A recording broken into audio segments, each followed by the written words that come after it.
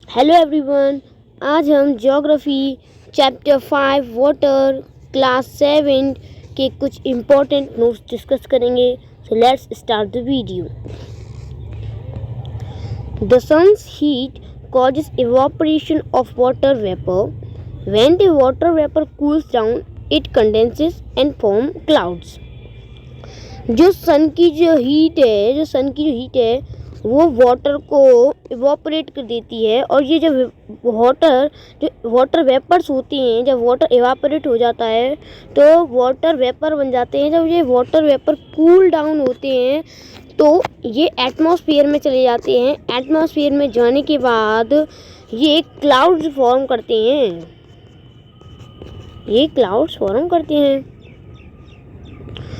From there, it may fall on the land or sea in the form of rain, snow or sleet.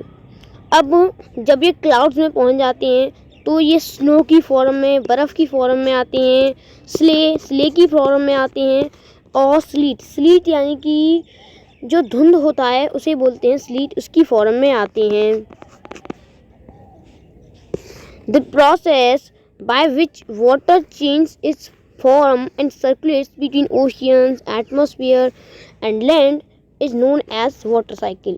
एक ऐसी process जिसमें H2O यानी कि water circulate होता रहता है ओशियंस के बीच में, एटमॉस्फेयर के बीच में, लैंड्स के बीच में, और इसी प्रोसेस को बोलते हैं H2O साइकिल यानी कि water cycle. Our earth is like a terrarium. हमारी जो अर्थ है एक टेरेरियम जैसी है। अब हम जानेंगे कि टेरेरियम होता क्या है। जैसे कि हमें खुद का ही एक घर का एक गमला बनाना है। जैसे कि हमने एक जार ले लिया, उसमें हमने थोड़ी सी मिट्टी भर ली या फिर कोई ह्यूमस खाद वगैरह डालकर हमने उसमें प्लांट उगा दिया और उसमें पानी डाल दिया और उसका ढक्कन लगा दिया जार का, तो हम बोल सकते हैं हमने टेरेरियम फॉर्म कर दिया। इसी प्रकार हमारी अर्थ होती है, ये इसके और पास इसकी जो सराउंडिंग्स होती हैं उसी में हमारी अर्थ बंद होती है, और इसे इसलिए हम अब अर्थ को टेरेरियम बोलते हैं। The major sources of fresh water are the rivers, ponds, springs and glaciers. ये बहुत ही इंपॉर्टेंट क्वेश्चन होता है कि फ्रेश वाटर के मेजर सोर्सेज क्या हैं। तो फ्रेश वाटर के मेजर सोर्सेज हैं रिवर्स, नदियाँ, तालाब, स्प्रिंग्स होती हैं जो तालाब से भी छोटे होते हैं, और ग्लेशियर तो हम जानते हैं जो बर्फ़ के होते हैं, टीले बर्फ़ के घर होते हैं जिन्हें बोलते हैं। The ocean bodies and the seas contain salty water. ये बहुत इंपॉर्टेंट क्वेश्चन बन जाता है कि ओशियन बॉडीज और सीज में कैसा वाटर पाया जाता है। तो इसका जो राइट आंसर होता है वो है सॉल्टी वाटर। ओशियन बॉडीज जैसे कि सीज में पाया जाता है सॉल्टी वाटर। सभी समुद्रों में ही सॉल्टी वाटर पाया जाता है। अब हम पढ़ते हैं distribution of water on earth. अब हम देखते हैं कि अर्थ पर डिस्ट्रीब्यूशन कैसे होता है वाटर का।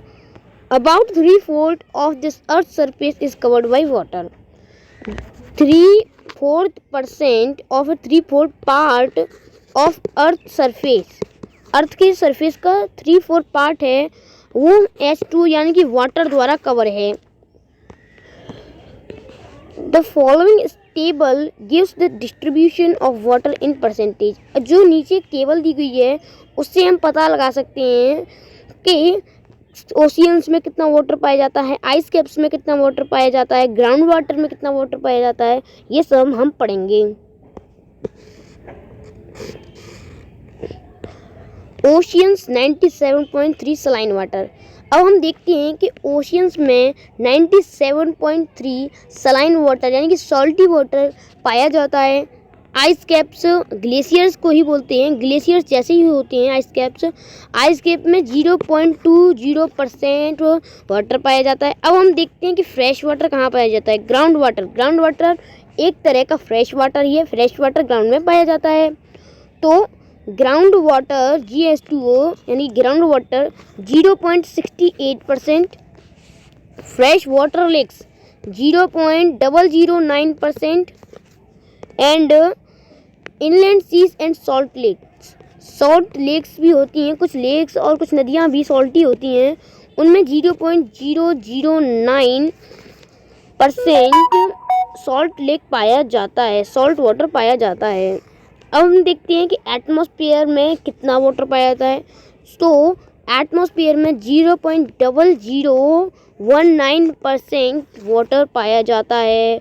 अब हम देखेंगे कि रिवर्स में कितना पाया जाता है। रिवर्स में 0.0001% वाटर पाया जाता है। Water is absolutely essential for survival. जो वाटर है, जो H2 है, वो हमारे सर्वाइवल के लिए बहुत ही इम्पोर्टेंट है। हम विदाउट वाटर हम सर्वाइव नहीं कर सकते।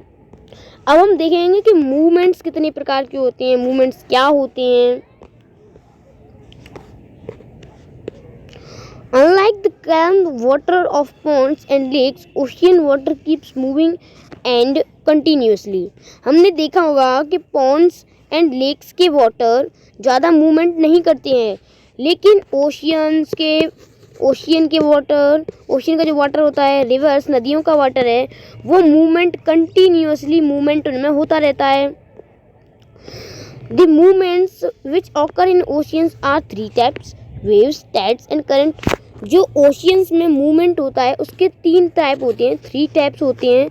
अब हम देखेंगे उन्हें क्या बोलते हैं। वेव्स यानी कि तरंगे बोलते हैं। टाइड्स, जिन्हें हम हिंदी में ज्वार भाटा बोलते हैं। एंड करंट्स, जो कि हमारे वेव्स के टाइप के ही होते हैं, उन्हें हम करंट्स बोलते हैं। अब हम देखते हैं कि वेव्स क्या होती है। When the water on the surface of the earth ocean rises and falls alternatively, they are called waves. Ocean में जो वाटर है वो जो फॉल करता है, मतलब बहता रहता है पानी कंटिन्यूसली, अल्टरनेटली, कभी इधर कभी उधर, जो इनमें से वेव्स निकलती हैं, जो तरंगे निकलती हैं, उन्हीं को हम वेव्स बोलते हैं। जो इनका मूवमेंट होता है वेव्स का, समुद्र के अंदर जो वेव्स अल्टरनेटिवली मूवमेंट करती रहती हैं ऐसे, उन्हें ही हम वेव्स बोलते हैं। An earthquake, a volcanic eruption or underwater landslides can shift large amounts of ocean water. As a result, a tidal wave may be formed, which is called tsunami. अब हम देखते हैं कि सुनामी क्या होता है। जैसे कोई भी earthquake, कोई भी volcanic eruption यानी volcanic फट गया कहीं पर, लैंडस्लाइड होगा, जैसे कि पर्वतों पर होती रहती है, लैंडस्लाइड हो जाती है, ऐसे ही अगर लैंडस्लाइड हो जाती है तो इससे क्या होता है कि जो ओशियन वाटर है उसका जो अमाउंट है वो बहुत ही ज़्यादा बढ़ जाता है। तो बढ़ने की वजह से जो टाइडल वेव्स हैं, अब वेव्स तो धीरे धीरे ऑल्टरनेटिवली कर रही हैं। जब इनमें कुछ भी मिक्स हो गया तो इनका अमाउंट हाई हो गया। अमाउंट हाई होने के बाद क्या होगा कि वेव्स फॉर्म होंगी। अब वेव्स तो फॉर्म हो रही थी और वो ज़्यादा अमाउंट में, मोर अमाउंट में फॉर्म होने लगेंगी, और इनसे क्या होगा, ये टाइडल वेव्स बन जाएंगी। जब इनकी ज़्यादा मात्रा बढ़ जाएगी तो ये क्या होगा कि टाइडल वेव्स बन जाएंगी, और टाइडल वेव्स बन जाएंगी तो इन्हीं टाइडल वेव्स को हम क्या बोलते हैं, इन्हीं टाइडल वेव्स को हम सुनामी बोलते हैं।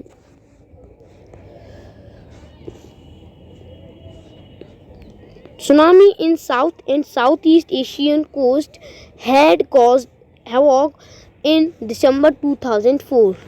जो सुनामी साउथ पार्ट में आई थी, south and south east Asian coast में आई थी 2004 दिसंबर में।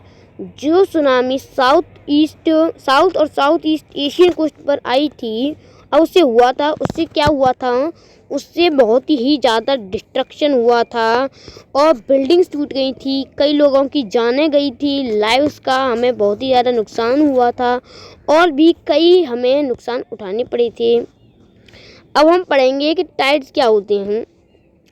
The rhythmic rise and fall of ocean water twice in a day is called a tide. दिन में कम से कम मिनिमम 2 बार वाटर का राइमेटिक या फिर इधर से उधर फॉलिंग जो होती है, 2 बार, कम से कम 2 दिन में 2 बार जो rhythmic rise and fall of ocean water होता है, ओशियन वाटर का इधर से उधर चलना, मतलब इधर से उधर, कहीं इधर जाना, कहीं उधर किसी और किनारे पर जाना, इसी को ही हम क्या बोलते हैं, इन्हीं को हम टाइड्स बोलते हैं। अब हम पढ़ते हैं कि टाइड्स कितने प्रकार की होती हैं।